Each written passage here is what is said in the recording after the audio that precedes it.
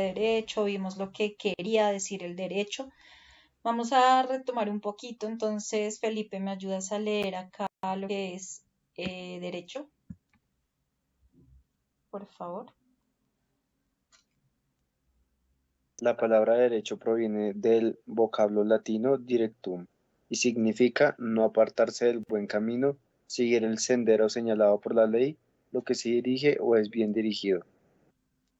Ok, entonces la clase anterior empezamos a entender a qué hacemos referencia con este concepto de derecho, ¿cierto? Entonces, como bien lo dice acá, se encarga de enseñarnos lo que es el conjunto de normas, ¿cierto? El derecho son las normas, son los principios, son las reglas, ¿cierto?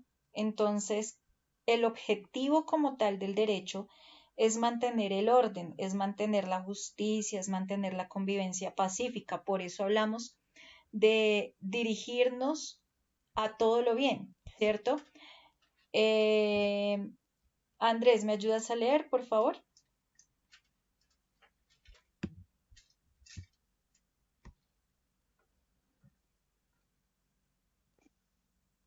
Profe, discúlpame un segundo. Un momentico, voy para allá. El derecho es el conjunto de las normas que imponen deberes y normas que confieren facultades que establecen las bases de convivencia social y cuyo fin es dotar a todos los miembros de la sociedad de los mínimos de seguridad, certeza, igualdad, libertad y justicia. Ok. Entonces, acá digamos lo que busca el derecho es que, por ejemplo, si una persona hace un robo, el derecho le tiene que establecer una sanción o un castigo. ¿Para qué? Para proteger los bienes, para proteger, digamos, la seguridad de los demás, ¿cierto? Entonces, por ejemplo, si son dos personas que firman un contrato, el derecho garantiza que las dos partes cumplan, pues, sus obligaciones. Entonces, por eso hablamos eh, el dotar a la sociedad de seguridad, de certeza, de igualdad, de libertad, de justicia. Todo esto es lo que va a buscar entonces el derecho. Vamos a hablar de la relación que hay entre el derecho y la sociedad. ¿Me ayudas a leer, Lady, por favor? El ser humano y la vida social son elementos condicionantes derecho, pues más allá de su dimensión biológica, es un ser libre, con capacidad de elección y sin esta no habría vida social, historia, cultura, ni por supuesto normas que regulan la conducta humana con carácter coactivo o autoridades que la impugnan. Impongan, muy bien. Ahora vamos a hablar de la sociedad. ¿Me ayudas a leer, por favor, Felipe? La sociedad es el conjunto organizado de individuos que viven establemente diversos tipos de relaciones en un tiempo y espacio determinados, en donde el derecho es un aspecto de la sociedad. Entonces hablamos de esa relación entre derecho y sociedad. O sea, para que haya derecho necesitamos sociedad, pero para poder vivir dentro de nuestra sociedad necesitamos del derecho, ¿cierto? Porque es uno de los aspectos de la sociedad. Bueno, ¿qué sucede con el derecho si lo tomamos como un sistema de control social? ¿Me ayudas a leer, por favor, Andrés?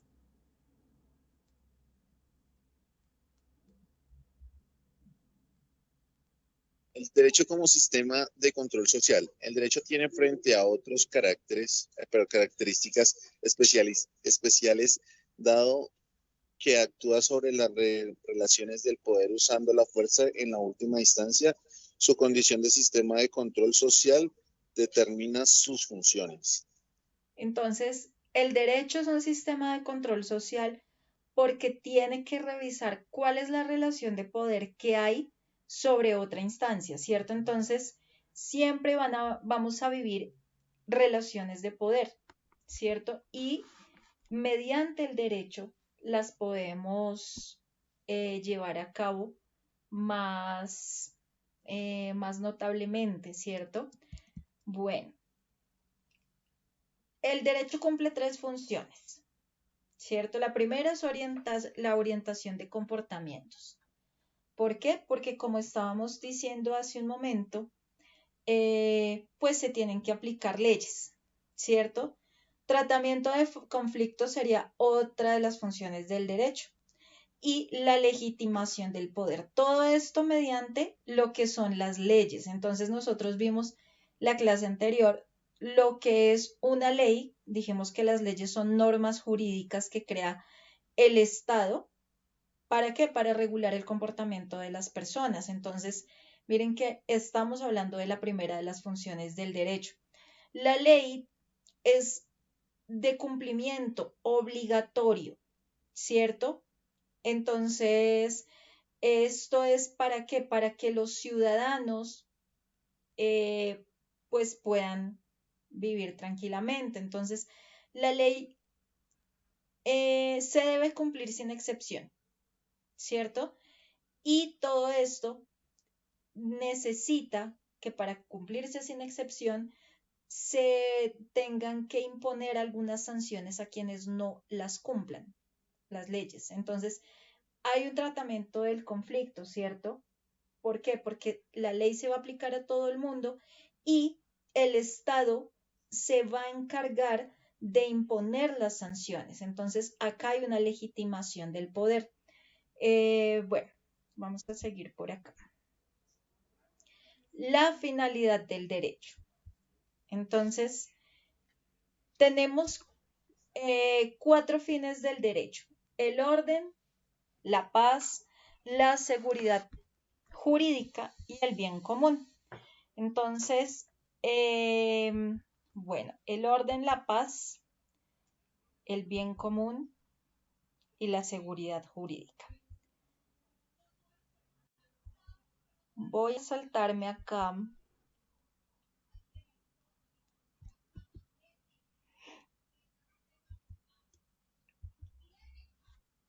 Esta parte no.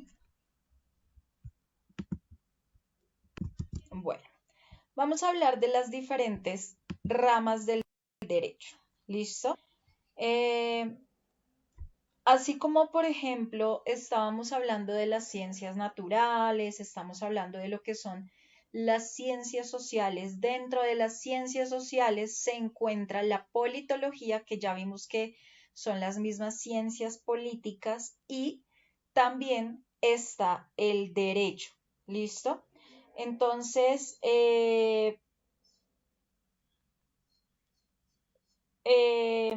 acá este es el derecho, va a tener algunas ramas, ¿listo? Unas clasificaciones. Vamos a ver cuáles son.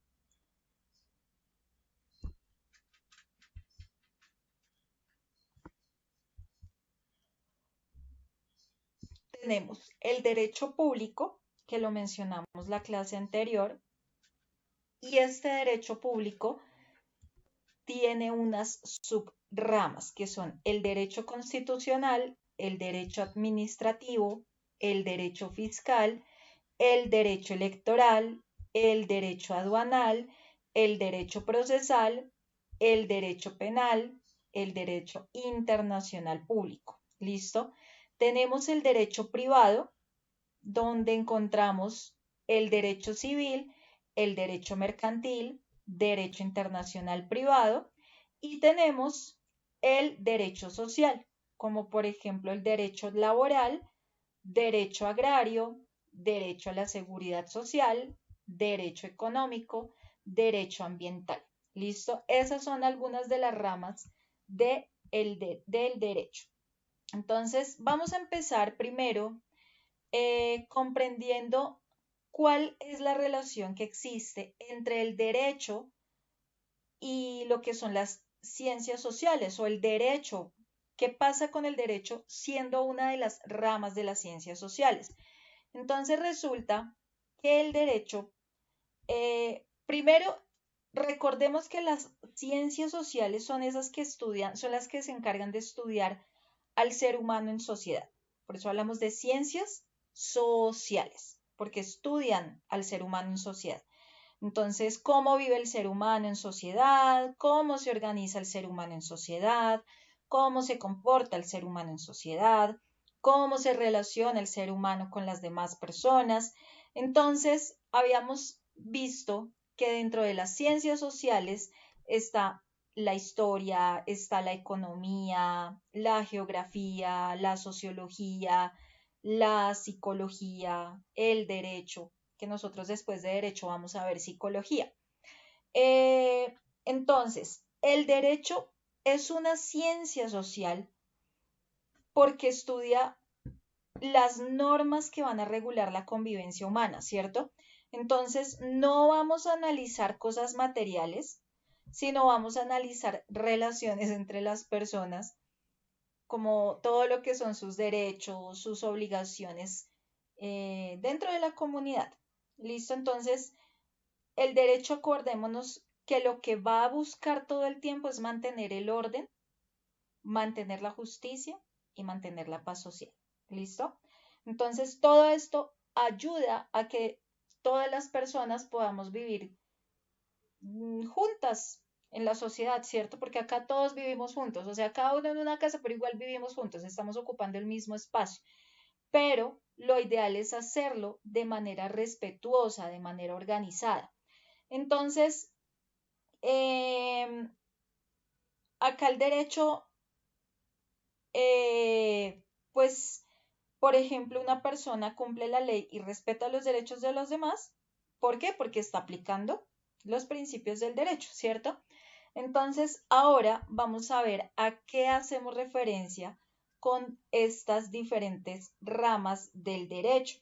Entonces, dijimos que la primera de las ramas del derecho era el derecho público, ¿cierto? Tenemos derecho público, tenemos derecho privado.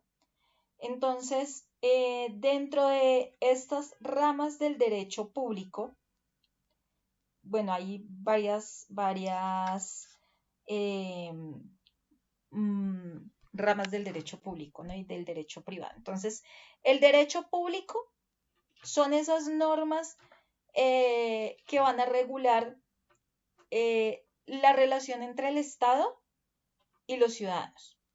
O digamos, en este caso, cuando hablamos de las relaciones entre el Estado y los ciudadanos, es porque vamos a hablar de las entidades del Estado. Entonces, esto lo que va a hacer es proteger el interés general y pues obviamente esto asegura que haya buen funcionamiento del Estado. Entonces, dentro de este derecho público, tenemos acá, por ejemplo, el derecho constitucional. Entonces, ¿me ayudas a leer derecho constitucional, por favor, Lady?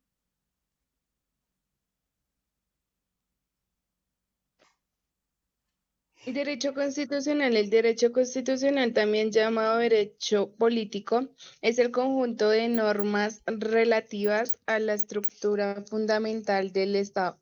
En el derecho constitucional podemos encontrar la historia misma de su pueblo, su evolución cívica y social, sus luchas por la independencia y por su libertad.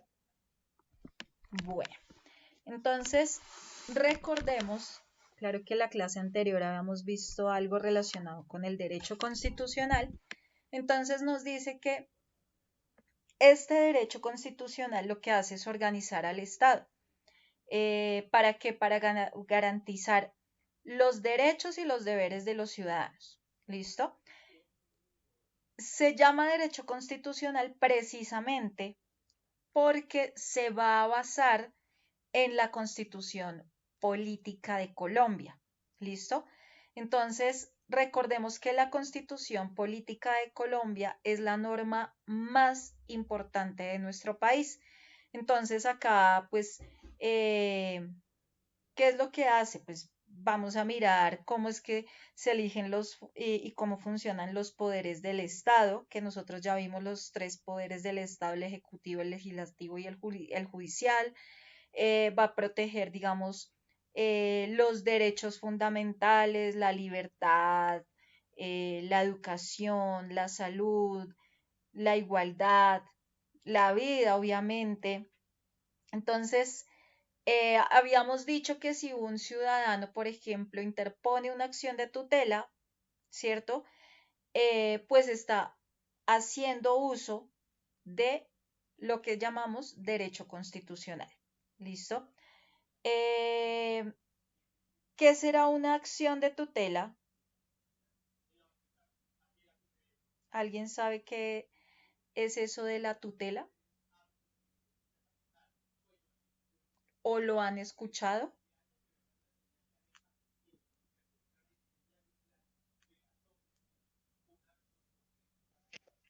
Sí, profe, yo lo he escuchado, pero no me Profe, la acuerdo para tutela qué. se Dime, trata de Andresito. hacer valer un derecho que por constitución, digamos, cuando tienes un derecho a la salud y alguna entidad de salud no quiere responderte con una cirugía o algo así que tú necesitas, entonces puedes entablar una tutela para ganar esa demanda y así lograr que tu derecho sea viable o efectivo. Ok. ¿Dónde o cómo se interpone una acción de tutela? ¿No? Creo que en la Corte Suprema. Bueno, entonces, eh, bueno, la acción de tutela sí es eh, como tal parte de un mecanismo eh, que protege los derechos de nosotras, de nosotros todas las personas. Si la acción de tutela es importante conocerla porque es uno de esos derechos que aparece dentro de la Constitución del 91. Entonces, eh, todos podemos interponer acciones de tutela. Entonces, el artículo 86 de la Constitución del 91 nos dice que esa acción de tutela nos va a defender nuestros derechos. Si, digamos, hay una autoridad pública o una empresa o de pronto otra persona nos está vulnerando, nos está amenazando, ¿cierto? Entonces, cualquier persona en Colombia puede interponer una acción de tutela en su propio nombre, ¿sí? Eh, a menos que sea una persona enferma o a menos que sea un menor de edad que no tenga posibilidad, ¿cierto? Entonces, la acción de tutela es algo muy rápido porque el juez tiene 10 días para resolver esa situación. Entonces, para una acción de tutela, nosotros no tenemos necesidad de un abogado. Podemos tener abogados, sin embargo, no necesitamos tenerlo, ¿sí? Entonces, la acción de tutela, vamos por ahí más o menos por donde estaba diciendo Andrés, lo que hace es proteger la vida, la salud, la educación, la igualdad, la libertad de expresión, bueno, todos los derechos que aparecen dentro de la Constitución. Entonces, si no hay otro medio legal para proteger ese derecho, se utiliza la acción de tutela. ¿Listo? Entonces, cualquier juez puede recibir la acción de tutela y debe darle de una vez trámite. O sea, eso se llama trámite inmediato. Entonces, digamos lo que decía Andrés, por ejemplo, si un hospital no atiende a un paciente de urgencia, ¿sí? Entonces, se puede poner una acción de tutela por el derecho a la salud y a la vida. Si, digamos, un estudiante es expulsado injustamente del colegio, entonces puede presentar una acción de tutela por violación al derecho a la educación y pues por violación al debido proceso que se le llama ahora en los colegios. Digamos, si hay un funcionario público que discrimina a alguien por su religión, por su género, por su raza, entonces se puede presentar una acción de tutela por el derecho a la igualdad. Entonces, si yo quiero presentar una acción de tutela, tengo que pues escribir, eso es un documento muy sencillo. Entonces, en ese documento generalmente uno dice, bueno, ¿quién es el que presenta la tutela? Tiene que decidir cuál derecho fue vulnerado, qué autoridad lo vulneró o qué persona lo vulneró. em, y pues lo que uno pide al juez que ordene. Entonces, eso se tiene que entregar al juez, ya sea, digamos, un juez municipal o del circuito. El juez tiene que estudiar el caso y pues obviamente el juez puede pedir más información, una información como adicional. Y máximo, por mucho, en 10 días, el juez tiene que emitir sentencia que, digamos, ordena proteger o no proteger el derecho, ¿sí? Entonces, esta acción de tutela es fundamental. ¿Por qué? Porque nosotros como colombianos necesitamos defender nuestros derechos, especialmente en esos casos de injusticia, ¿no? De negligencia, de abuso de poder. Entonces, eso es como una ganancia que hubo en la Constitución del 91, porque lo que hace es como acercarle la justicia a los colombianos, al ciudadano. Entonces, eh, es necesario que se interponga esa acción de tutela, pues precisamente para preservar como el orden, ¿cierto? Entonces, recuerden que la acción de tutela la pueden presentar en los juzgados del municipio donde haya sucedido la violación o la vulneración al derecho que sea.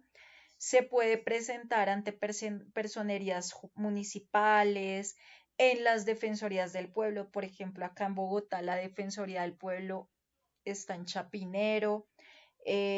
Los juzgados, hay unos que son los juzgados en línea, entonces uno por correo electrónico o por plataformas virtuales envía la acción de tutela.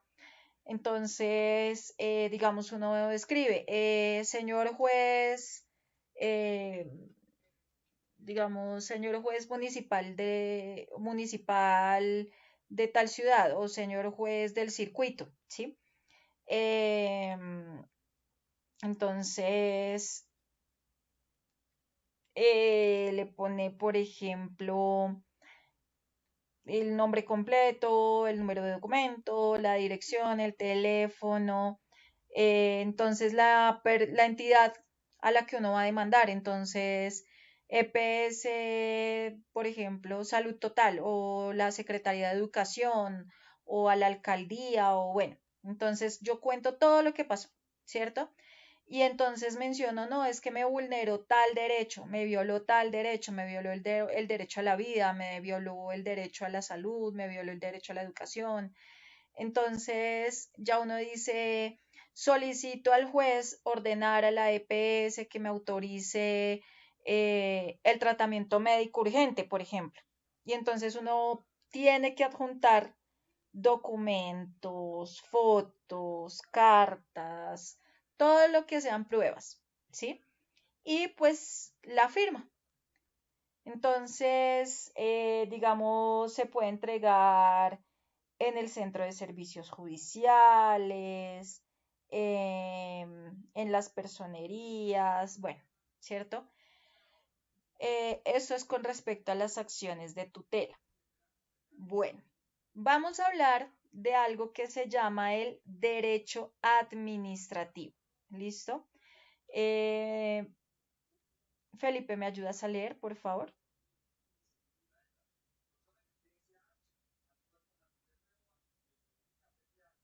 Derecho administrativo. Su finalidad es regular el conjunto de actividades que el Estado y los órganos auxiliares de éste deben realizar para satisfacer las necesidades colectivas. Su función primordial consiste en realizar acciones materiales o jurídicas, con el propósito de atender la ejecución adecuada. Bueno, entonces esta rama del derecho, o sea, ustedes digamos dicen, uy, profe, a mí me encantó lo que vimos de derecho, yo quiero ser abogado y me voy a poner a estudiar derecho.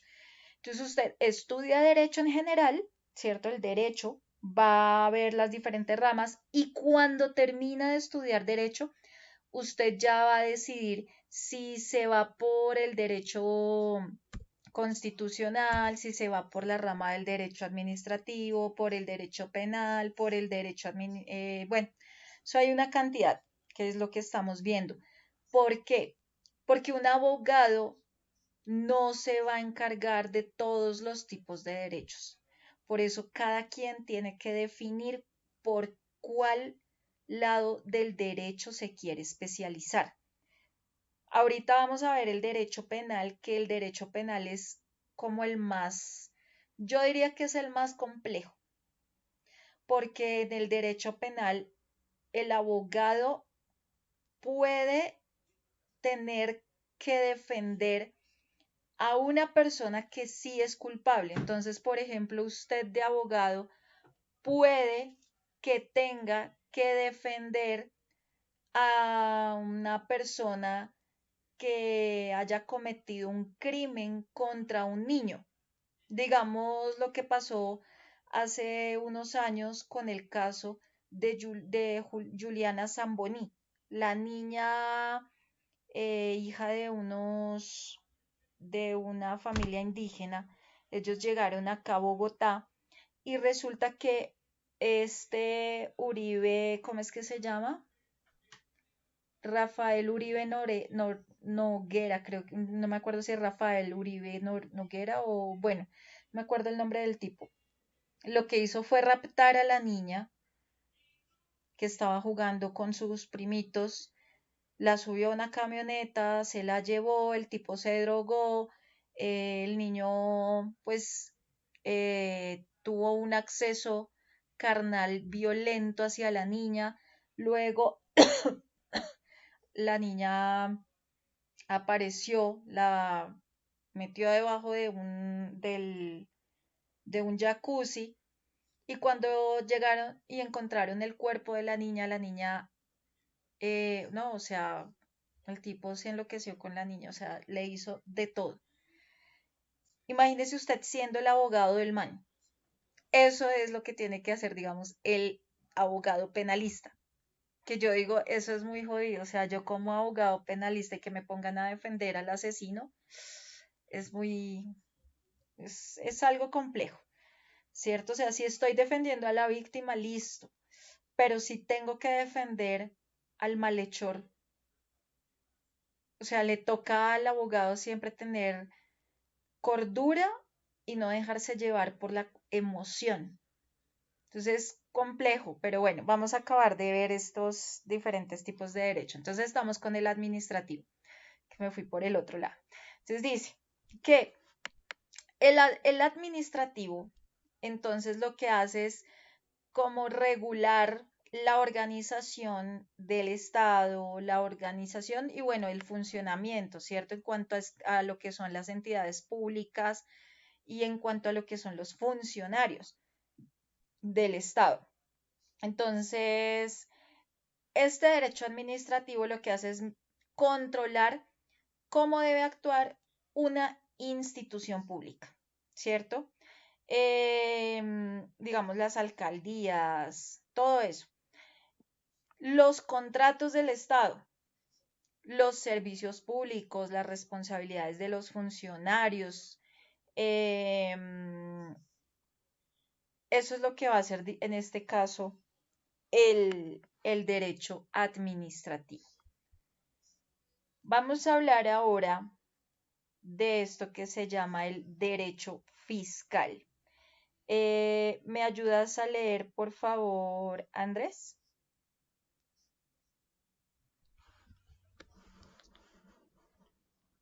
Ok, ok. Derecho para fiscal.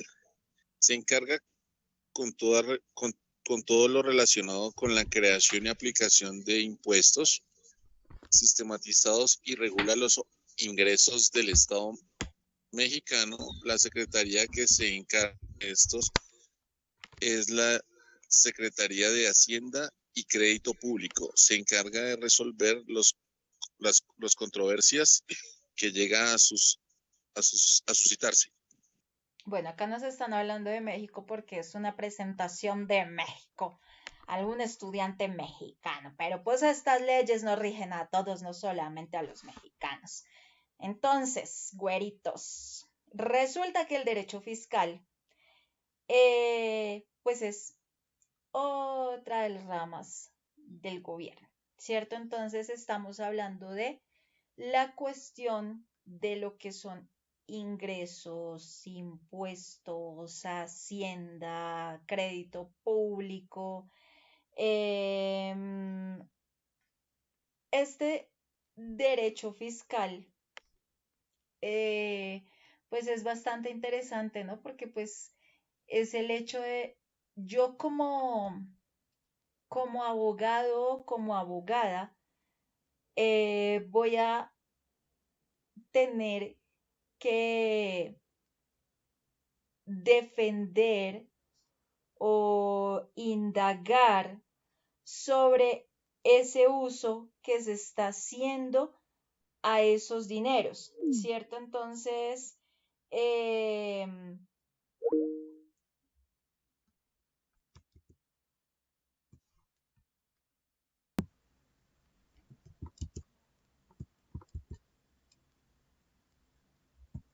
¿estás viendo la pantalla, Andrés?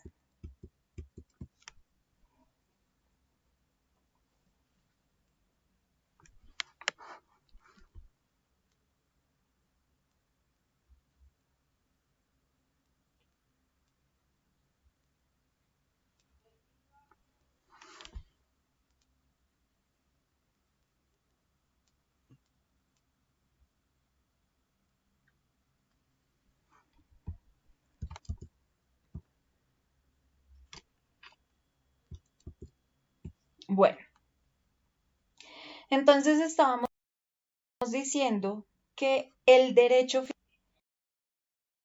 es derecho tributario, ¿listo? Entonces, lo que hace es regular las tasas, las contribuciones, todo lo que las personas y todo lo que las empresas le deben pagar al Estado.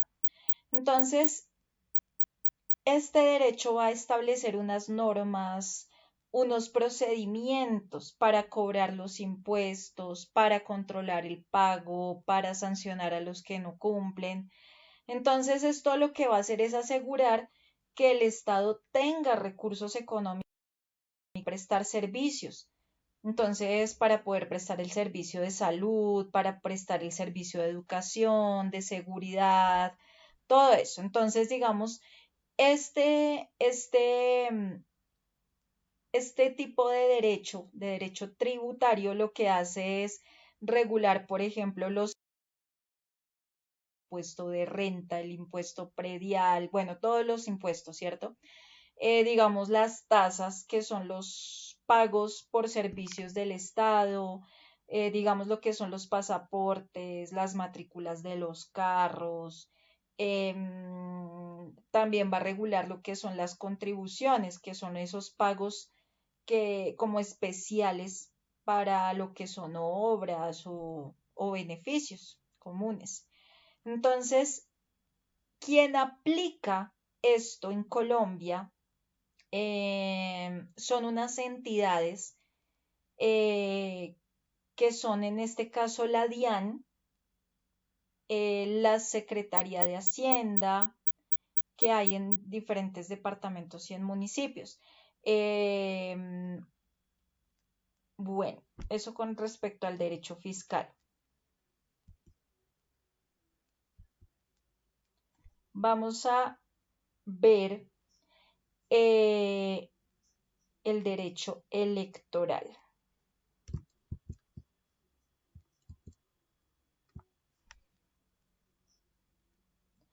Hola Marisol. Ya que Marisol entró, Marisol, ¿me ayudas a leer derecho electoral, por favor?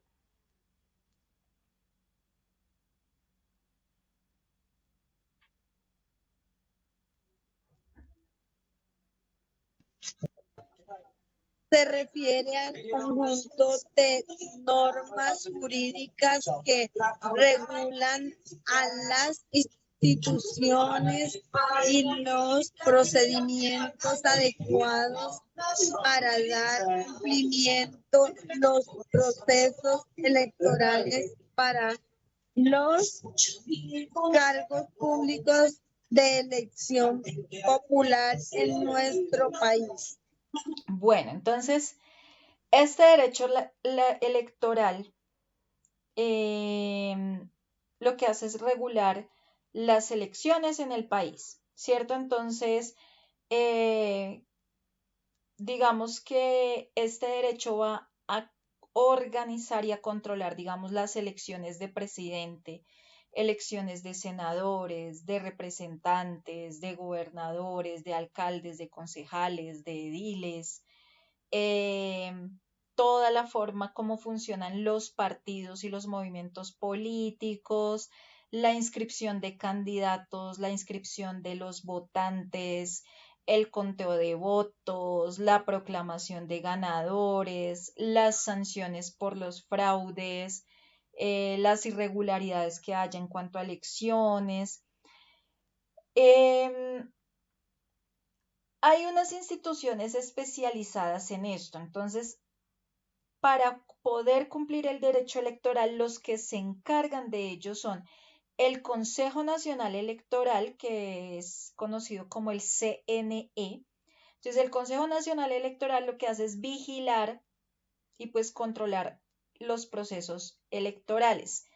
Eh, mm,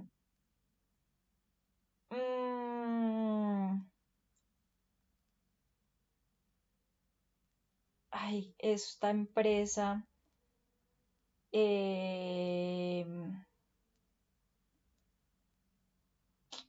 es que hay una empresa que la de se me olvidó el nombre de la empresa. Bueno, mientras me acuerdo.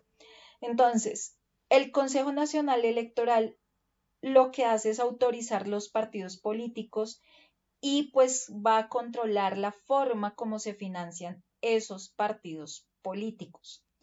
Eh, lo mismo, pues el Consejo Nacional Electoral también tiene que supervisar, eh, pues se supone, sí, que las elecciones sean verdaderamente bien, o sea, que pues que sean limpias, que sean legales.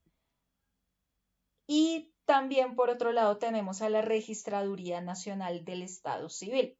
Entonces la registraduría también organiza las elecciones, la registraduría se encarga de elaborar lo que llamamos el censo electoral, que es como una lista de personas que van a votar. La registraduría es la que emite las cédulas de ciudadanía, las tarjetas de identidad y va a contar los votos y va a entregar los resultados, ¿sí? Eso es lo que se supone que tiene que hacer. Pero es que hay otra empresa. eh,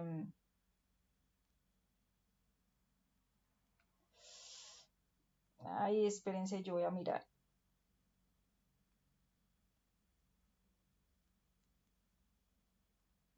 Ay, es una empresa gringa.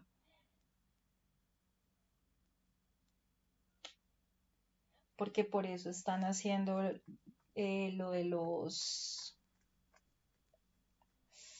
se me olvidó el nombre de esa empresa. Eh,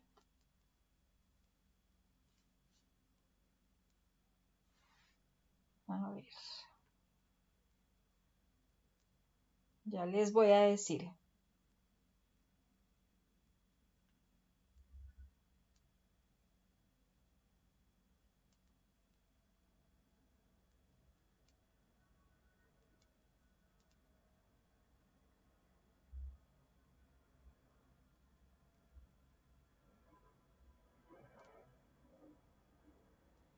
Ya les digo.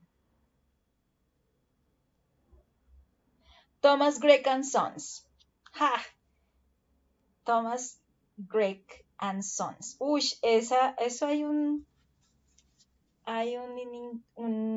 lío con eso. No sé si ustedes han escuchado lo que ha pasado con eso de Thomas Gregg and Sons, ¿no? No saben de qué les estoy hablando, no, muchachos, tienen que enterarse, por favor. ¿Alguien ha escuchado lo que ha sucedido con Thomas Gregg and Sons? No, profe, ¿nos puedes contar un poquito, por Uy, favor? bueno, espérense, voy a buscar la noticia, esperen porque es que esto es, a ver,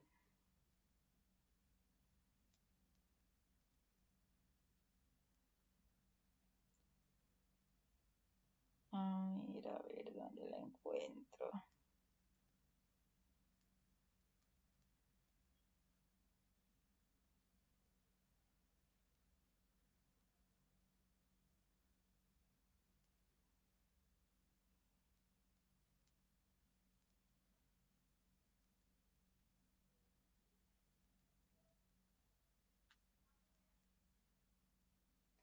A ver si la encuentro. Ya les muestro porque necesito que se enteren. Esto es una cochinada. Dice, la lista de altos funcionarios políticos que han sido parte de la junta directiva de Thomas Gregg Sons se une a los contratos estatales importantes y un fraude bancario en Estados Unidos que han generado más de una polémica en torno a esta empresa.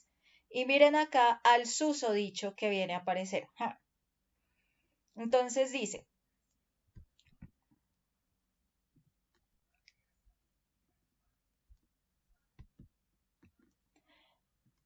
la transparencia del proceso electoral de 2026 en Colombia ha sido puesta en duda por el presidente Gustavo Petro. El primer mandatario expresó su desconfianza frente a la empresa encargada de la logística electoral, Thomas Gregg Sons, por su papel en elecciones pasadas y sus vínculos con gobiernos tradicionales, donde algunas personalidades de la política hegemónica han sido parte de su junta directiva. El trino del presidente Petro se produjo en respuesta a un trino de una emisora colombiana sobre el incierto avance del contrato con Portugal para la producción de pasaportes, otra área donde Thomas Gregg Sons ha tenido protagonismo y que también ha sido foco de fricción entre el gobierno y la empresa.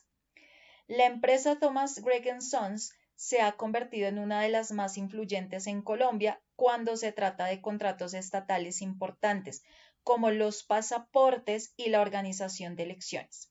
Sin embargo, detrás de su éxito hay una historia de relaciones cercanas con figuras del poder político, como expresidentes, contratos cuestionados y hasta un escándalo financiero internacional.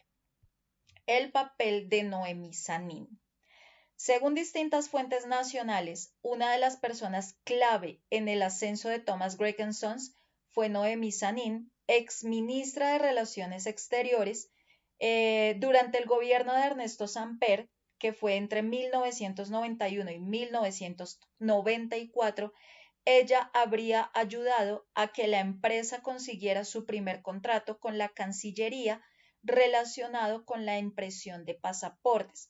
Más adelante, según informó Telesur y El Colombiano, Sanín pasó a ser parte de la junta directiva de Thomas Gregg Sons, donde ocupó un puesto importante. Durante el gobierno de Andrés Pastrana, gracias a su cercanía con él, se habría facilitado la continuidad de la empresa en nuevos contratos, aunque no hay pruebas públicas de que Pastrana haya sido parte oficial de la junta. Andrés Pastrana también fue parte de la junta. De acuerdo con el portal Colombia Reports y con una reciente mención del presidente Gustavo Petro citada por El País, Andrés Pastrana también integró la junta directiva de Thomas Gregg Sons. Aunque no se conocen detalles específicos sobre sus funciones dentro de la empresa, su rol habría sido principalmente institucional, aportando influencia y respaldo estratégico en un contexto de licitaciones sensibles, según afirma el portal. Juan Manuel Santos también estuvo vinculado. Infobae y otros medios nacionales también reportaron que el expresidente Juan Manuel Santos formó parte de la junta directiva de Thomas Grecon Sons entre 2002 y 2006, antes de asumir como ministro de Defensa. Años después, ya como presidente, la empresa hizo parte de la unión temporal Disproel, que se encargó de la logística electoral en las elecciones de 2014 y 2015. Durante esos años, los contratos que recibió Thomas Grecon Sons aumentaron considerablemente. Según Infobae, pasaron de 88.000 millones a más de 690.000 millones de pesos. Esto generó críticas de figuras como Claudia López, quien señaló posibles conflictos de interés, aunque no se han presentado denuncias formales. ¿Y qué hay de Ricardo Lozano? Fuentes como Infobae y Las Dos Orillas confirman que Ricardo Lozano, ex embajador de Colombia en Venezuela durante el gobierno de Iván Duque, ha sido miembro de la junta directiva de Thomas Grecon Sons durante más de 20 años, con una breve pausa por su labor diplomática. El escándalo del Café Fantasma. Antes de volverse famosa por los pasaportes, Thomas Grecon Sons estuvo involucrada en un escándalo financiero en los años 80. Según el diario mexicano El Excelsior, en 1983 los hermanos Camilo y Fernando Bautista, junto con Alberto Duque, fueron encontrados culpables de haber engañado a 25 bancos en Estados Unidos, simulando exportaciones de café que nunca existieron. El fraude fue por 130 millones de dólares y dejó una huella en la historia económica del país. ¿Qué papel juega Thomas Grecon Sons en las elecciones?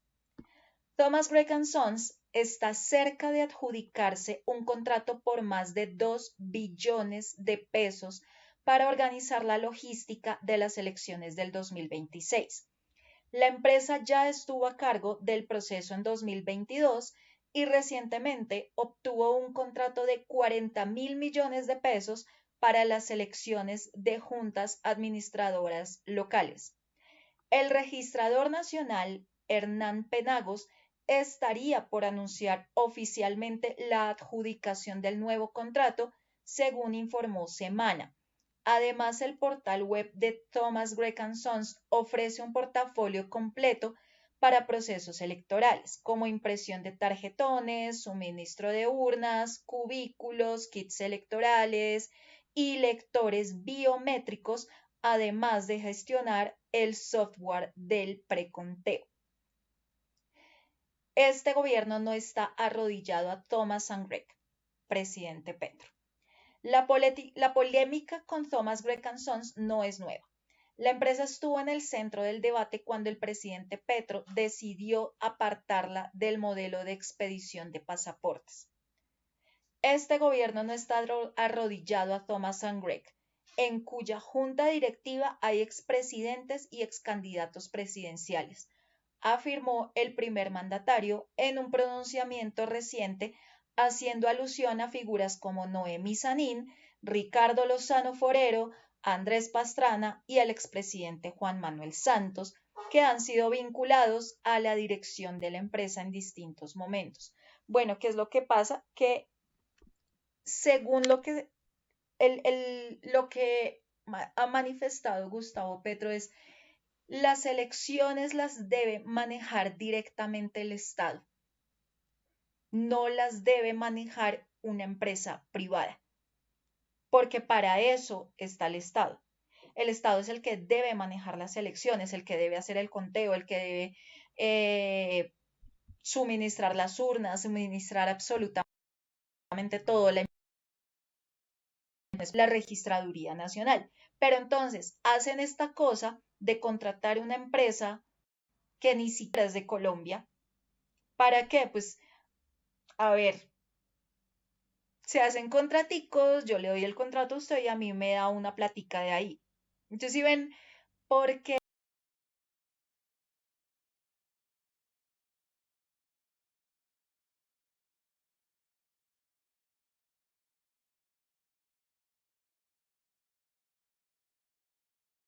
es la jodedera de Gustavo Petro de no, pues se le da más bien a otras cosas, o sea, se puede utilizar esa plata para, no sé, para ayudar a comunidades, para crear más colegios, más universidades, para reabrir, digamos, hospitales, ¿sí?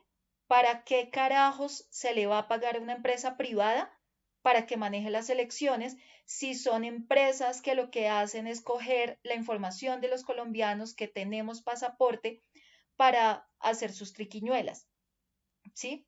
Eso es lo que ha venido alegando Gustavo Petro. Entonces, ojo porque en este momento sí nos dicen que las elecciones, o digamos en cuanto al derecho, eh,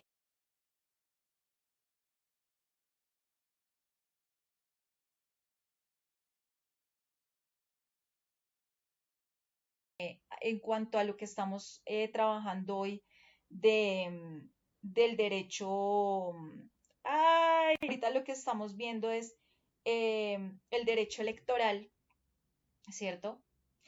Entonces hay que entender, digamos, esto es algo que debería ser parte del derecho electoral, el hacer respetar la Constitución. Hay cosas que son solamente de competencia del Estado, como son las elecciones. No son competencia de empresas privadas. Porque no, pues entonces hacemos un contratico y con eso le digo a mi amiguis que pase que le va a ayudar con el contrato y pues mi amiguis me va a ayudar para que las elecciones queden a favor de la persona que yo quiero poner en la presidencia. Entonces miren que detrás de todo esto hay una trampa grande. Entonces para que abramos bien los ojos y por qué hay que mirar qué es lo que estamos haciendo, a quién uno le va a dar su voto, qué instituciones están ahí, cómo es que se puede, por ejemplo, cómo pueden tergiversarse las decisiones o cómo pueden hacer, sí, pues cómo pueden hacer la triquiñuela, cómo pueden hacer la cochinada para dañar los votos. Es que, imagínense, resulta que para las elecciones de este cerdo, de don Cerdo Duque, de Porky Duque, para esas elecciones se dieron cuenta que hubo millones de personas que votaron y esas personas que aparecía que habían votado, resulta que eran personas que ya tenían acta de defunción, es decir, personas que ya habían fallecido y aparecieron ahí que habían votado y habían fallecido hace rato. O sea, pusieron cédulas de personas ya fallecidas dentro del listado de personas a votar y o sea, aparecieron ahí como si hubieran votado. Pues ¿por qué? Porque estaban haciendo trampa. Y eso es lo que está alegando Petro. Él dice, en 2026 van a querer volver a hacer la trampa. Y van a volver a hacer la trampa con los de Thomas Gregg Sons. ¿Y por qué está jodiendo? Porque los de Thomas Gregg Sons tienen gente de los gobiernos de derecha o de esos partidos políticos uribistas y pues a ver, los duros del país dando plata ahí, obvio, obvio. Por eso es que hay que tener los ojos abiertos, muchachos, ¿sí ven? Por eso es que me gusta dictarles estas clases para que abran sus ojos, para que no coman cuento, pero coman carne. Ay, a ver. ¿Qué tal esa noticia? ¿Habían escuchado eso? No sé, Andrés, ¿habías escuchado eso? Marisol, Felipe. Que Andrés dijo, no, profe, ¿cómo es eso? ¿Sí ven? Por eso es que es mejor que no se pierdan las clases, ¿sí ven? Porque ahí les los pongo a abrir los ojitos. Bueno, a ver.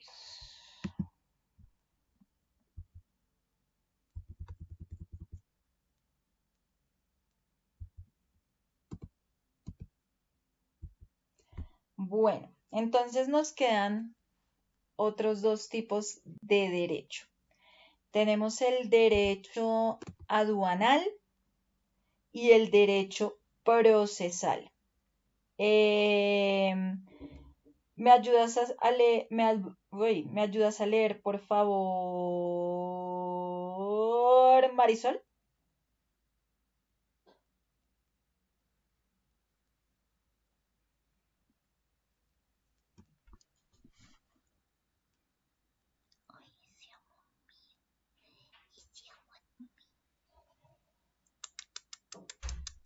Ay, yo amo mío.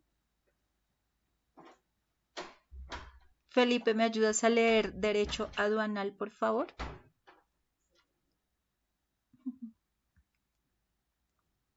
Derecho aduanal. Se encarga de regular todas las actividades relacionadas con las exportaciones e importaciones de todo tipo de mercancía y se relaciona con Secretaría de Hacienda para el cobro de impuestos. Bueno, entonces, este derecho aduanero lo que hace es como regular la entrada y la salida de mercancías. ¿Listo? Acá Colombia. Entonces, todo lo que son las normas, los procedimientos, los tributos sobre lo que es el comercio exterior. Entonces, acá en comercio exterior hablamos de lo que son los aranceles, lo que son los impuestos, las inspecciones, las declaraciones, ¿qué otra cosa? Las sanciones,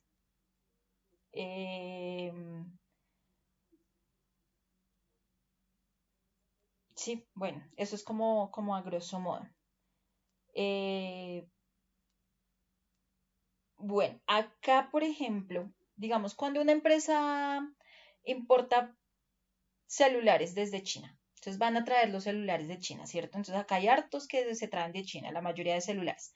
Entonces, esos celulares, para que haya esa importación, se debe cumplir con las normas, digamos, de este derecho aduanero. Entonces tienen que pagar los aranceles, tienen que presentar unos documentos ante la DIAN, tienen que pasar la revisión aduanera, todo eso. ¿Listo? Entonces, vamos a ver, digamos, cuando hablamos de los aranceles son como un pequeño pago que se le hace, que se hace cuando vamos a traer cosas de otro país. Entonces, siempre que hablemos de aranceles, es lo que vamos a pagar para que traigan eso del otro país. Entonces, si digamos un país trae un carro de otro lugar, entonces toca pagar algo de dinero para poder pasar ese carro por la frontera, ¿sí? Los impuestos, digamos, los impuestos van a ser ese dinero que se debe pagar al gobierno para poder hacer cosas pues importantes, para que el Estado pueda construir escuelas, hospitales, carreteras. Entonces, digamos, la familia, la familia compra algo y una parte de ese dinero va a ir al gobierno como impuesto. Entonces, por eso tenemos el IVA, por eso tenemos el impuesto sobre renta, todo eso. Acciones con respecto al derecho aduanero son esas revisiones que hacen, digamos, las personas de la aduana para ver que todo esté bien, que no haya nada prohibido. Entonces, digamos, las personas que compramos cosas por Temu o por Shein, ¿cierto? Que uno pide cosas, entonces, ay, me va a comprar tal chaqueta. Por eso todo llega cuando uno está haciendo el seguimiento de su paquete, dice que el paquete ya llegó a la aduana. Entonces en la aduana van a hacer una inspección, tienen que destapar el paquete y revisar que no venga nada, o sea, digamos que no venga contrabando, que no estén entrando estupefacientes, todo eso. Hay algo que son las declaraciones también dentro del derecho aduanero. Entonces, las declaraciones son esos documentos donde se escribe lo que se está trayendo o lo que está llevándose de un país. Entonces, si alguien viaja con muchas cosas, debe pues decir en un papel qué es lo que lleva y cuánto vale. Que digamos cuando uno recibe esos paquetes, ¿cierto? Que uno recibió la chaqueta y aparece un papel donde aparece todo eso escrito. Y hay algo en derecho aduanero que también son las sanciones. Las sanciones son esos castigos, son esas multas que se ponen si, digamos, alguien no cumple con la regla. Entonces, si una persona trae cosas a escondidas para no pagar, pues el gobierno le pone una multa. ¿Listo? Esto con respecto al derecho aduanero. Vamos a hablar del derecho procesal. Andrés, ¿me ayudas a leer, por favor?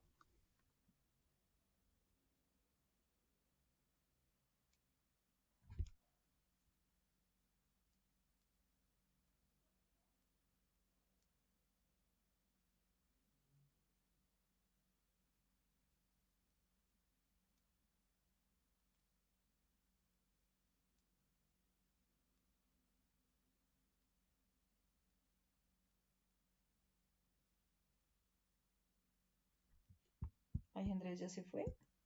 Ah, no. Marisol, ¿me ayudas a leer?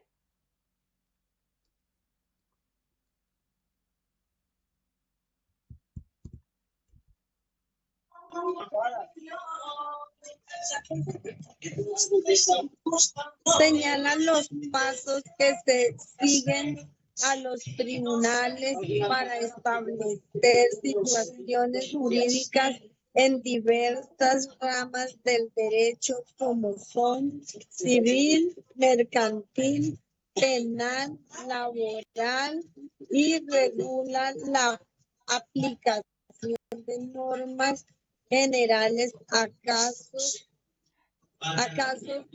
concretos. Bueno, entonces, gracias.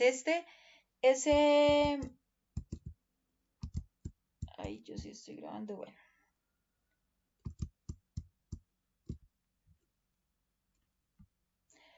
Entonces, el derecho procesal lo que va a hacer es, digamos, regular la forma como se aplican las leyes en los tribunales. ¿Listo? Entonces, todo lo que son los plazos, los procedimientos para llevar un caso ante la justicia.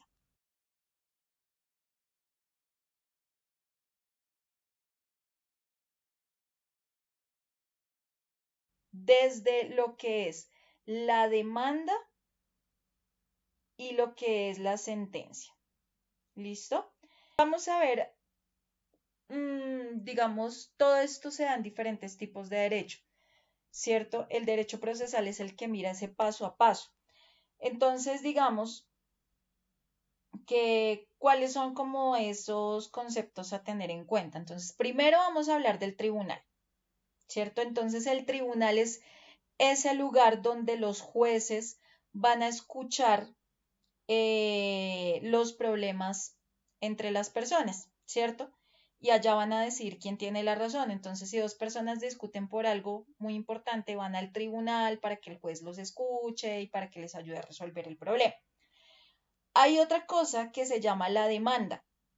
Entonces, la demanda es ese documento, es esa carta que lleva una persona al tribunal y allá pues va a cuenta su problema y le pide al juez que le ayude. Entonces, si alguien no cumple una promesa muy importante, ¿sí? Entonces la otra persona pues puede poner una demanda para que el juez la escuche. Digamos, tenemos la sentencia, también uno escucha la palabra sentencia, entonces la sentencia es la decisión final del juez, después de escuchar a las personas que tienen el problema. Entonces el juez es el que dice quién tiene la razón y qué es lo que se debe hacer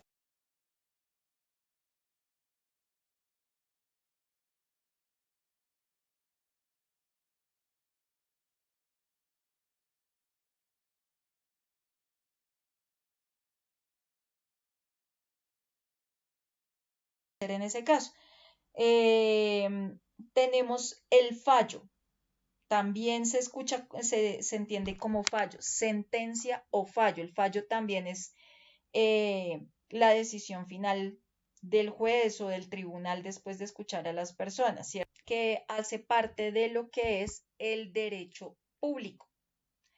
Ahora, tenemos algo que se llama el derecho privado, ¿cierto? Nosotros vimos la clase anterior lo que era el derecho privado.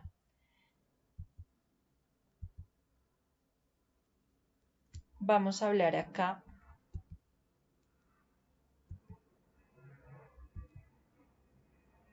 Ah, pero es que nos hace falta el derecho penal. Bueno, entonces vamos a hablar del derecho penal y del derecho internacional. ¿Me ayudas a leer, por favor, Andrés?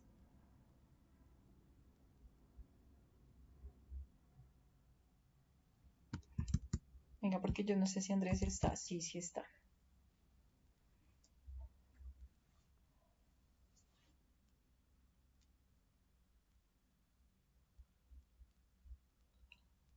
Bueno, entonces, el derecho penal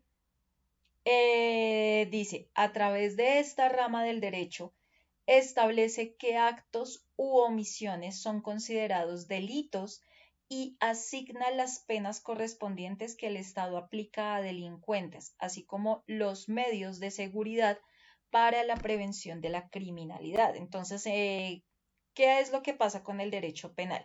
Es el que dice qué cosas están prohibidas porque hacen daño a las personas o hacen daño al país y qué castigo hay si alguien las hace. Entonces, eso es con respecto al derecho penal, ¿cierto?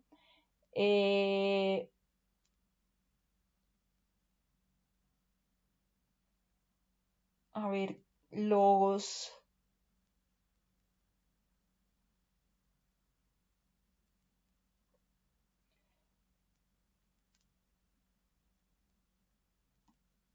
A ver...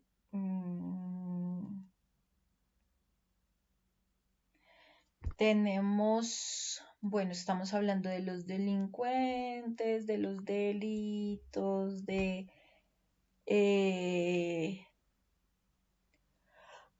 criminalidad.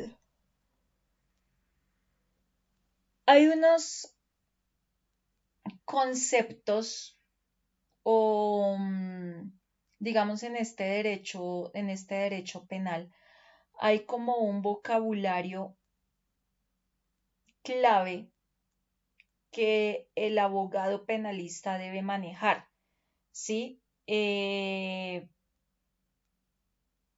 No no sabe si de pronto ustedes se lleguen a interesar, ¿cierto? Entonces, digamos, ¿qué términos son los más importantes que se manejan en derecho penal? Tenemos el delito. Entonces, el delito es esa acción, es ese comportamiento que va en contra de la ley. Entonces, digamos, robar, dañar, matar, todo eso. Tenemos otro término que es el culpable, que es la persona que cometió el delito y pues que se demuestra que es responsable de eso. Tenemos inocente. Inocente es la persona que no cometió el delito y que pues no se le puede probar culpa. El imputado o también se conoce como acusado. Entonces, el imputado es la persona a la que se le dice oficialmente que está siendo investigada por un delito. Tenemos el fiscal. El fiscal es el abogado del Estado que se encarga de investigar el delito, que busca que el culpable sea castigado. Ese es el fiscal. Tenemos al juez. El juez es pues la persona que escucha las pruebas y pues decide si el acusado es culpable o si es inocente. Tenemos un defensor o también se conoce como abogado defensor. Entonces es el abogado que protege eh, los derechos del acusado y se encarga de demostrar la inocencia del acusado. Tenemos otro concepto fundamental, es la prueba, ¿cierto? la prueba es ese elemento que sirve para demostrar la verdad. Entonces, digamos, pueden ser testigos, videos, documentos, todo eso. Testigo. El testigo es esa persona que vio o esa persona que sabe algo sobre el delito y lo cuenta al juez. La sentencia, por ejemplo. La sentencia es esa decisión final del juez. Entonces el juez decide si la persona es culpable o si es inocente y pues si es culpable va a decir de cuánto va a ser la pena. La pena es ese castigo legal que recibe la persona que cometió el delito. Entonces, la pena o ese castigo legal, por ejemplo, puede ser cárcel o puede ser multa. Arresto también se conoce como detención. Entonces es cuando la persona es privada de su libertad porque está siendo acusada de cometer un delito. Tenemos otro término que es investigación, que es como la etapa en la que el fiscal, la policía van a buscar las pruebas del caso. Tenemos otro que es la audiencia. La audiencia entonces es esa reunión, es una reunión muy formal donde todo el mundo, todas las partes, el fiscal, el defensor, el juez, el acusado, los testigos, todos van a presentar sus argumentos. El Código Penal, por ejemplo, es bastante importante porque el Código Penal es ese librito donde están todas las leyes y todos los castigos que se relacionan pues con los diferentes delitos. La prescripción, que es algo que, por ejemplo, es lo que está buscando Álvaro Uribe Vélez, que dice que están esperando que ese caso prescriba. La prescripción es un tiempo máximo que tiene entonces el Estado para castigar un delito. Entonces, después de ese tiempo, después o sea, tienen ese tiempo máximo, pero ya después de ese tiempo no se puede juzgar. Entonces, por eso uno dice, no, ese caso de Uribe Vélez no puede prescribir, porque o si no, el tipo ya queda sin juzgar, que es lo que está buscando el abogado del man, ¿cierto? La libertad condicional, por ejemplo, que es un permiso para que la persona salga de la cárcel, pero bajo ciertas condiciones. Entonces, ya sea por un comportamiento bueno, por ejemplo, hay personas que les dan la libertad condicional porque se comportaron muy bien dentro de la prisión. La reincidencia. Entonces, la reincidencia es cuando la persona comete el mismo delito más de una vez, ¿cierto? El indulto. El indulto, por ejemplo, es el perdón total o el perdón parcial del castigo que da el presidente o que da digamos que una autoridad especial. Y la absolución es cuando el juez declara que el acusado es inocente. ¿Listo? Entonces, esos son términos que dentro del derecho penal son muy importantes, que es necesario conocer.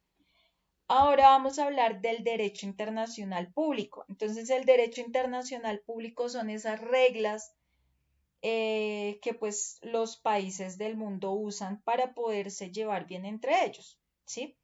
Entonces, para que los países se respeten, para que los países hagan acuerdos, para ayudar a los refugiados, ¿sí? Entonces, eso es el derecho internacional público. Vamos